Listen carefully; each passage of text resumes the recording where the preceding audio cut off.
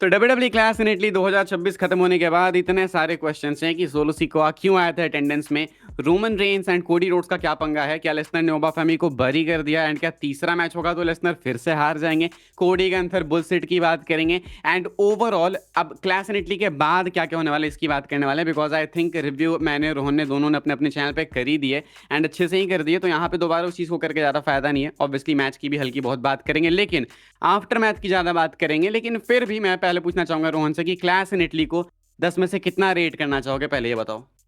मैं to be very honest 6.5 के आसपास, उससे ऊपर नहीं जाऊंगा भाई। क्लैश इन इटली के लिए बड़ा मिड शो लगा मुझे। अरे भाई तुम तो ये तो रिव्यू में हमें बात करनी चाहिए थी फिर। तुम तो बहुत ही वाहियात ओपिनियन दे रहे हो भाई। मेरे को लगा 10 में से इवेंट 8 तो था।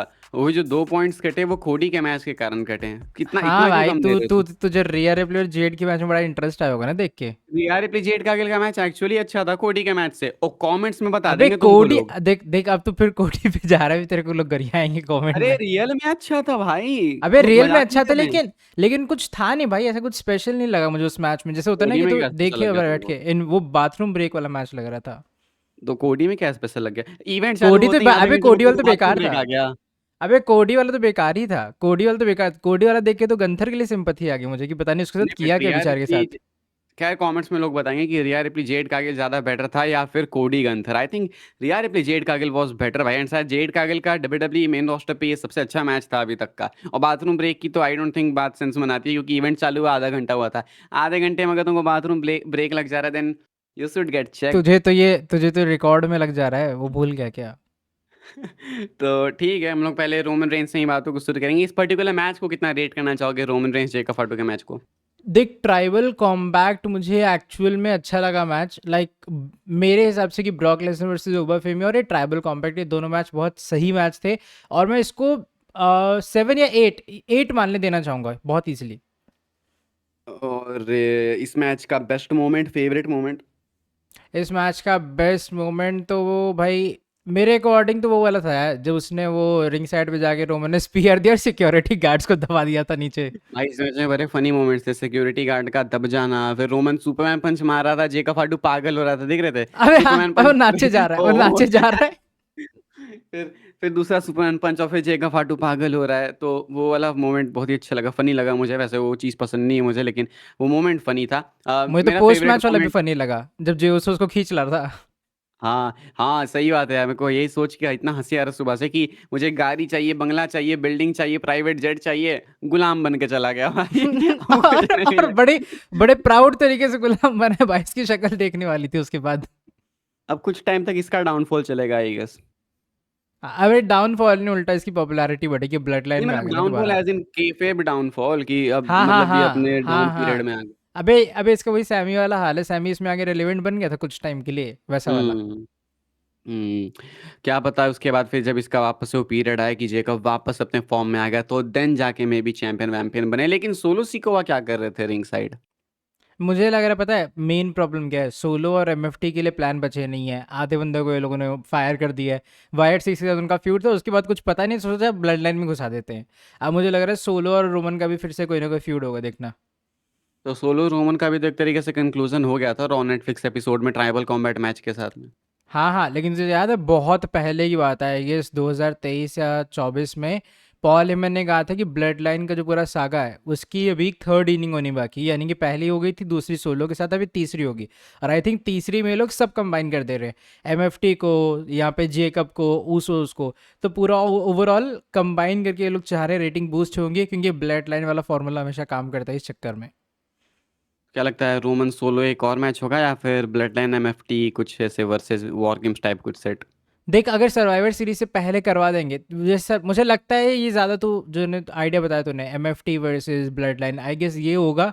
क्योंकि ऑलरेडी रोमन का शेड्यूल थोड़ा पैक लग रहा है मुझे। वो आएगा और उसके बाद अभी नाइट ऑफ चैंपियंस, फिर उसके बाद SummerSlam. I guess Night of Champions में रोमन नहीं होगा शायद, है ना? आइडिया अभी तो नहीं पता यार। फिर उसके बाद समर स्लैम में जाएंगे, तो मुझे लग रहा है कि एमएफटी के साथ एक सिंगल्स मैच तो नहीं होगा, क्योंकि सोलो को वर्ल्ड टाइटल मैच तो नहीं मिलने वाला है। वो बहुत ऑब्वियस हो जाएगी, रोमन रिटेन करेगा। इससे अच्छा यही होगा कि भाई जाके ये लोग सर्वाइवर सीरीज के अंदर मैच करवा देंगे वॉर गेम्स वाला, कि अगर ये लोग हारे तो सर्व करना पड़ेगा रोमन को, जैसे जेकब का था।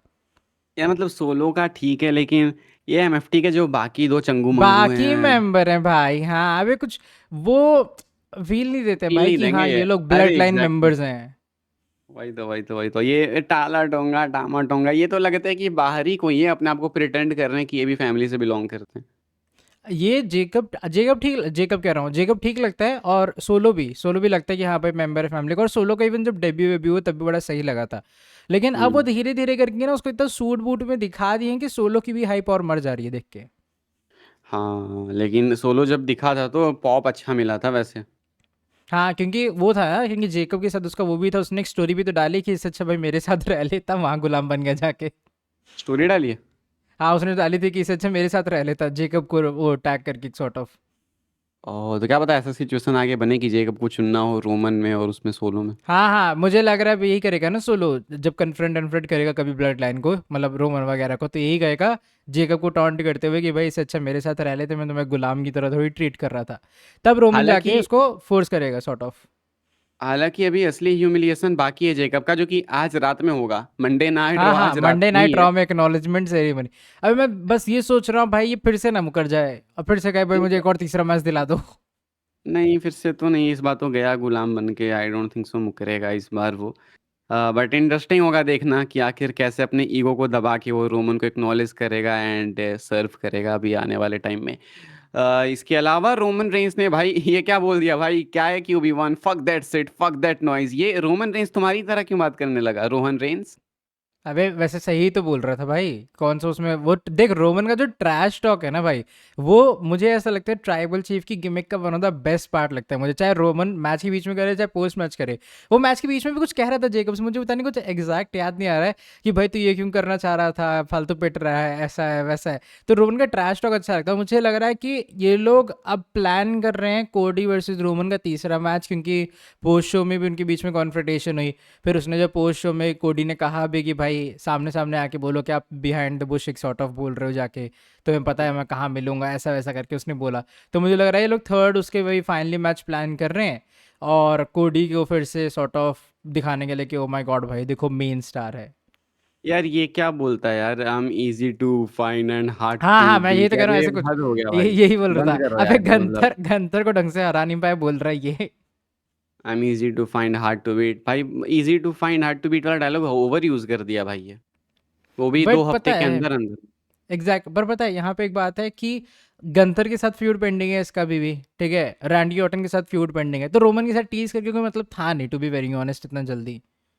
हाँ एग्जैक्टली exactly. तो अब तुमको क्या लगता है कि कोडी रोड्स रोमन का मैच कब हो सकता है, ये तीसरा मैच आखिरी मैच होगा इनका क्या, चैंपियन वर्सेस चैंपियन, लेकिन उसमें एक केस है कि क्राउन जूल हम्म, साल के एंड में आता है और उससे मैं पहले। वही सोच रहा हूँ या चैंपियन वर्सेस चैंपियन होगा, या फिर क्या ये लोग चैंपियनशिप यूनिफिकेशन के लिए जाएंगे, क्योंकि तो देखिएगा हर दूसरे तीसरे साल में ये लोग ऐसा कुछ कर देते हैं, ओ माय गॉड भाई world title match title unification.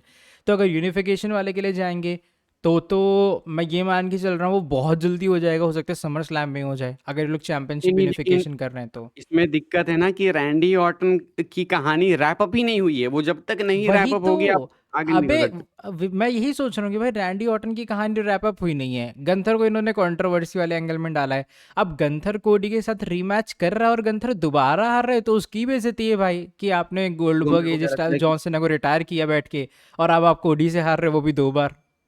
क्या बेइज्जती का तो नहीं लगता मेरे को कि ये सोचते हैं तो शायद नाइट ऑफ चैंपियंस में इनका रीमैच हो एंड कोडी जीते इस बार, फेयर जीते और ऑर्टन उसके बाद अटैक करे, then maybe SummerSlam के लिए मैच सेट हो। बट अगर ऑर्टन समर स्लैम में ना जीते तो फिर, तब तो, अगर तब जीत तब जाए तो फिर रोमन कोडी का मैच कैसे। तब तो मुझे लग रहा है फिर ये लोग ऐसे ही कर सकते हैं ना, मतलब नेक्स्ट ईयर तक टाल सकते हैं, जैसे मान ले कि रॉयल रंबल के आसपास, या फिर पोस्ट जैसे होता है एलिमिनेशन चेम्बर, जो बंदा जीतता है वो जाके चैलेंज करता है, तो मे बी कोडी उस तरीके से मतलब रेसलमेनिया फिर ये रोमन 43 को के लिए शायद टाइटल के सेटअप लिए कर चैलेंज सकते हैं। करेगा। हाँ एग्जैक्टली वही चीज़ है। मुझे लग रहा है रोमन की टाइटल रेंज जाएगी, लंबी जाएगी, स्पेशली जब उसने L A Knight, Royce Keys और M F T bloodline सबको घुसा दिया एक साथ, सही तो बात वो है। बताता है ये कि मैं भी रोमन सोच की, रहा हूँ। हाँ रोमन की स्टोरी लोग बहुत लंबी खींचने का दोबारा ट्राई कर रहे हैं, ताकि ब्लड लाइन वाला जो फैमिली ड्रामा है पूरा घुसा दें उसी में। But the real question is कि कोडी रोमन तीसरा मैच जब हो तो फिर अब तो मैं ये सोचता हूँ कि अभी तो इनका मैच नहीं है या आमने सामने आ नहीं रहे थे तो इतने दंगे थे दोनों के फैन बेस के बीच में। तीसरा मैच होगा, दोनों एक एक जीत चुके हैं। कौन जीतेगा ये इस टॉपिक पे इतनी भयंकर मारपीट होगी इंटरनेट पे। अभी बताओ क्या लगता है तीसरा मैच में किसको जीतना चाहिए। पता है मेरे हिसाब से तीसरा मैच अगर होता है तो देख, अगर वर्ल्ड मतलब टाइटल मैच है यानी कि चैंपियनशिप यूनिफिकेशन मैच है या फिर रोमन डिफेंड कर रहा है, तो मुझे लग रहा है रोमन को रिटेन करना चाहिए या फिर रोमन को जीतना चाहिए। ऐसा पर्सनली मुझे इसलिए भी लगता है क्योंकि कोडी अगर फिर से रोमन को हरा देगा तो ये जो बात है ना कि भाई ट्राइबल चीफ पुराने उसमें मोड में वापस आ गया, गॉड मोड ये वो, तो वो थोड़ा डाउन साइज हो जाएगा। मुझे ऐसा लगता है कि अरे भाई ये लो फिर से रोमन हार गया। तो रोमन अगर का टाइटल ऑरा इन्वॉल्व मेंटेन, नहीं है तो।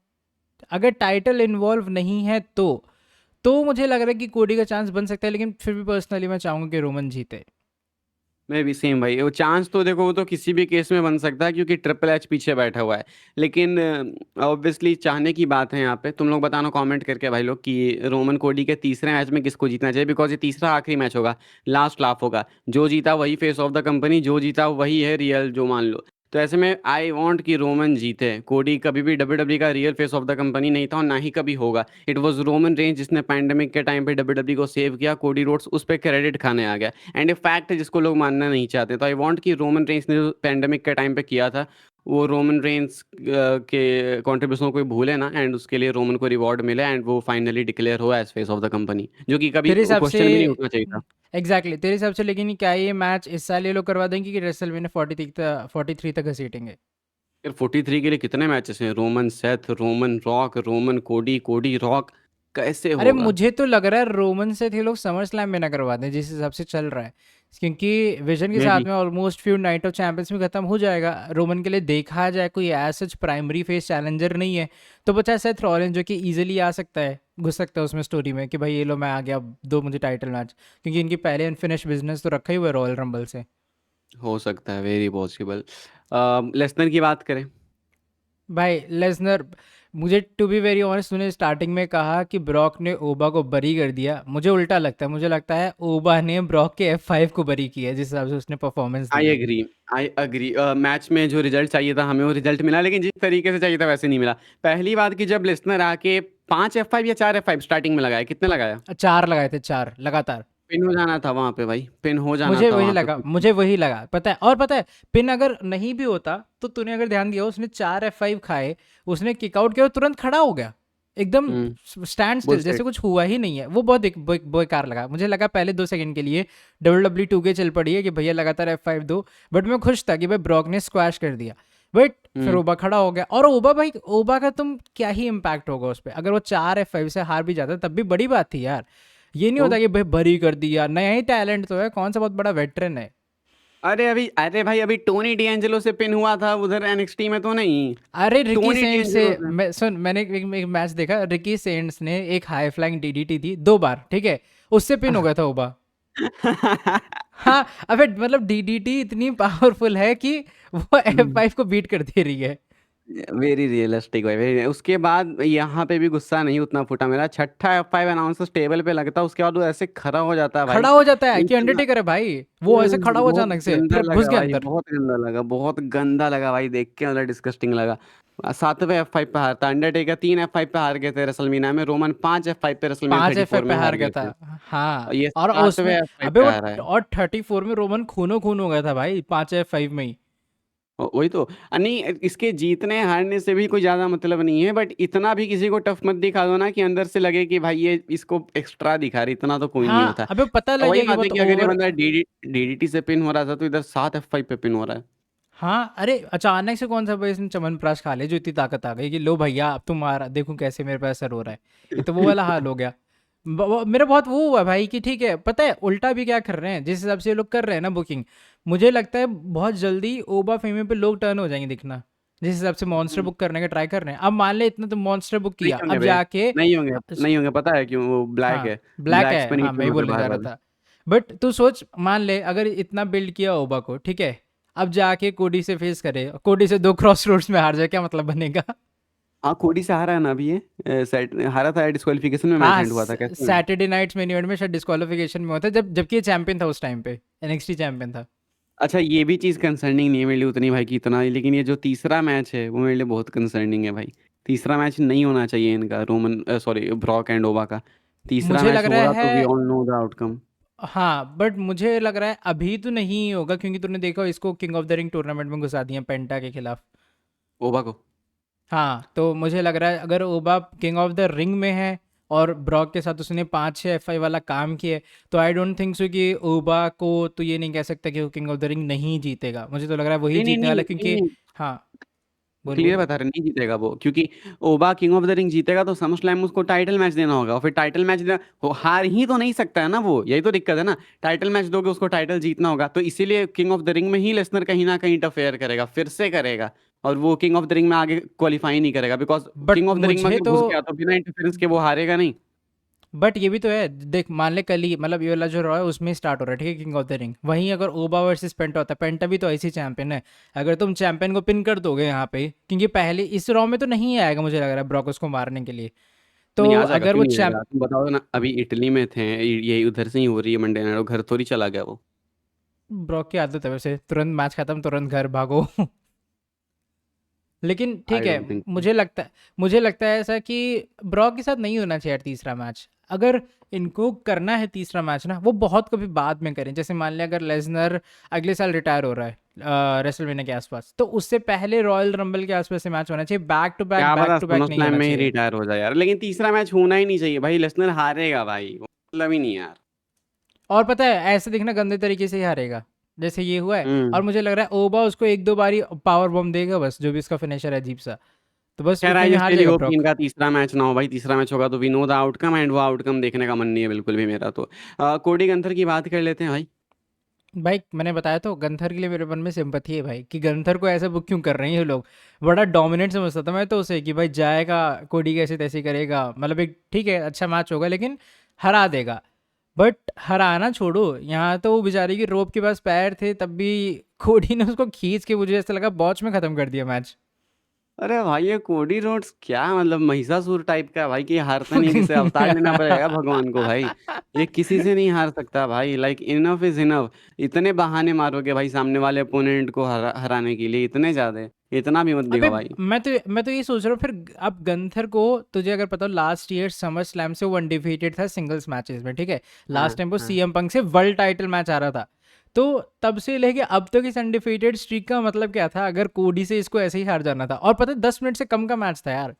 गंधर ने बेकार मैच। कितने लोगों पे, लोग गंधर बोल ने रहे हैं कि कितने लोगों मैच को हराया अच्छा था, भाई। एंडिंग एंडिंग बेकार थी, मैच तो अभी तो चालू हुआ था, अच्छा खाएगा था मैच, अभी तो वही मैच तो, अबे चालू हुआ था मैच तो खत्म हो गया। चार ट्राइबल कॉम्बैट मैच 25 मिनट से ऊपर का मैच था भाई, तब जाके उसमें मजा आया अच्छा खासा, क्योंकि स्टार्टिंग के 10 मिनट तो पेस बनाने में लग जाते हैं।